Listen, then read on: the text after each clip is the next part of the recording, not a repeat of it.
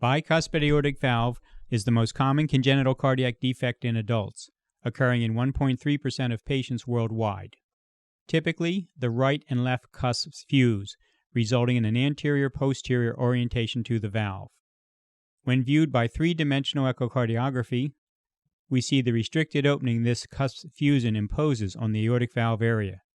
Listen to a patient with a bicuspid aortic valve and notice the ejection click at the start of this murmur.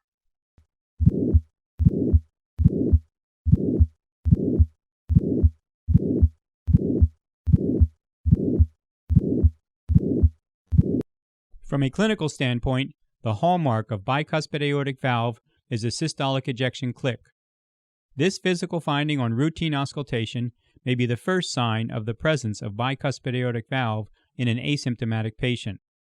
Listen to the sound of an ejection click and systolic murmur of bicuspid aortic valve.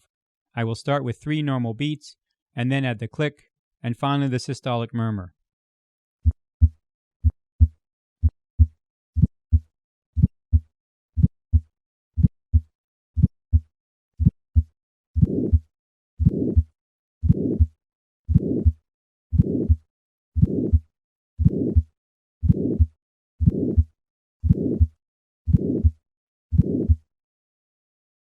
This ejection click occurs when the deformed valve reaches its maximum level of ascent, as shown here by transesophageal echocardiography.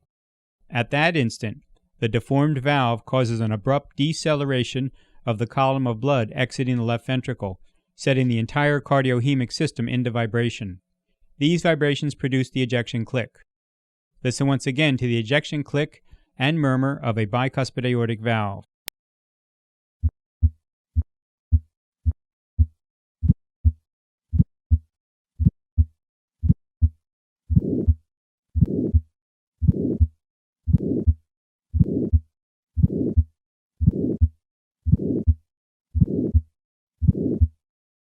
Patients with a bicuspid aortic valve are at increased risk of aortic pathology, including aneurysm formation and aortic dissection.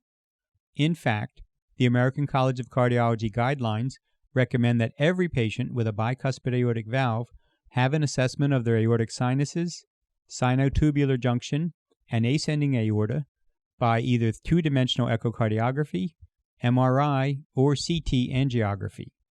Listen once again to the sound of a bicuspid aortic valve.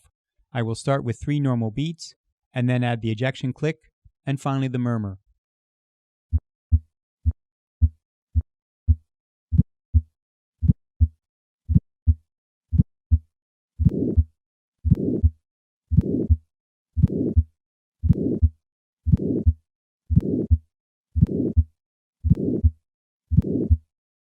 In addition to aortopathy, patients with bicuspid aortic valve may develop aortic stenosis or regurgitation.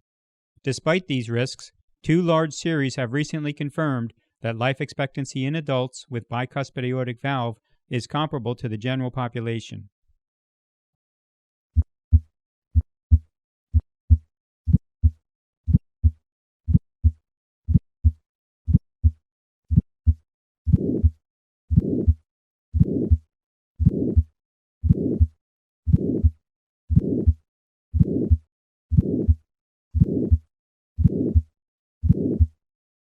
According to the new valve disease guidelines, patients with bicuspid aortic valve are considered to have stage A of aortic stenosis. Furthermore, all patients with bicuspid aortic valve and an aortic size greater than 4.0 centimeters should have serial evaluation of the size and morphology of their aortic sinuses and ascending aorta on a regular basis.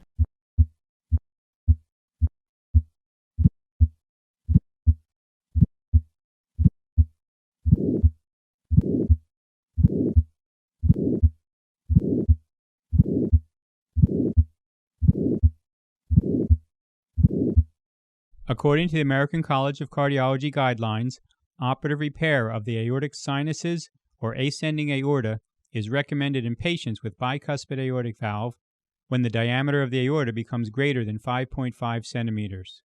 Listen once again to a patient with bicuspid aortic valve.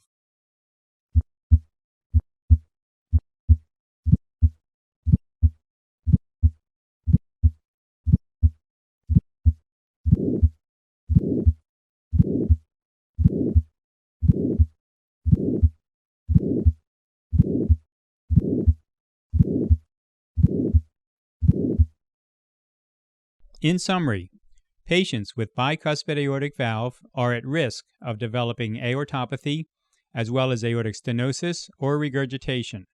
Serial assessment of the aorta is recommended once the aorta reaches 4.0 centimeters. Despite these risks, patients with bicuspid aortic valve have a life expectancy comparable to the general population.